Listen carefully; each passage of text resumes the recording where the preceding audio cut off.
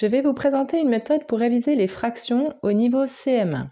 Je vais utiliser l'atelier des fractions de numéro 1 scolarité en m'appuyant sur la carte mentale Comparer les fractions qui est également disponible sur le site de numéro 1 scolarité.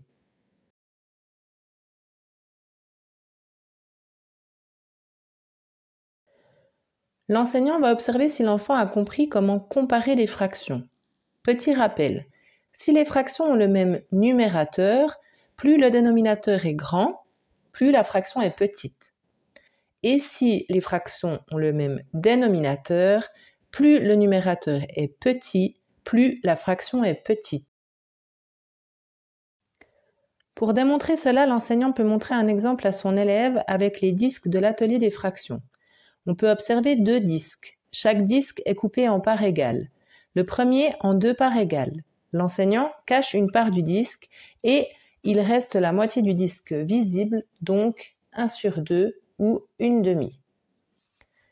Le deuxième disque, lui, est divisé en 4 parts égales. L'enseignant cache 3 parts du disque et il reste 1/4 du disque visible. 1/2 est-elle plus grande ou moins grande que 1/4? Ces 2 fractions ont le même numérateur et on voit bien que la part 1/4 est plus petite car son dénominateur est plus grand. 1/2 est donc plus grande que 1/4. Et ainsi de suite, 1/4 est plus grande que 1/6. Et 1/6 est plus grande que 1/8.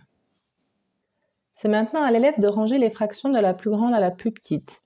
Il peut soit cacher comme son enseignant. Il voit donc bien que 1/3 est plus grande que la fraction 1/5, ou il peut découper la fraction pour mieux visualiser. 1/3 est plus grande que 1/5. En enlevant les autres parts des disques, on voit bien que 1/3 est plus grande que 1/5.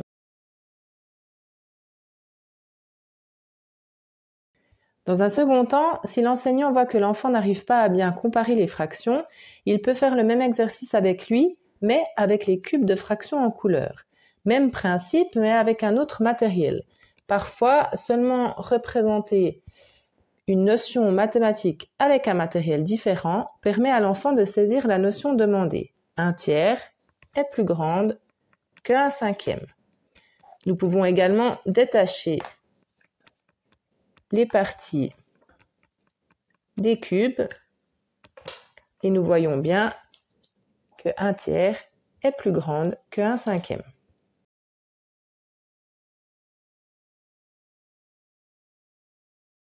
Finalement, grâce à un exercice, vérifiez que l'enfant a bien compris comment ranger des fractions. Pour cet exercice, il doit noter la fraction correspondante à chaque image et les ranger par la suite dans un ordre décroissant. La première fraction a 8 parts de gâteau en tout et 4 parts du gâteau sont coloriées en bleu. Donc, c'est égal à 4/8. La deuxième fraction a 7 parts en tout et 4 parts du gâteau sont coloriées en bleu. C'est égal à 4/7.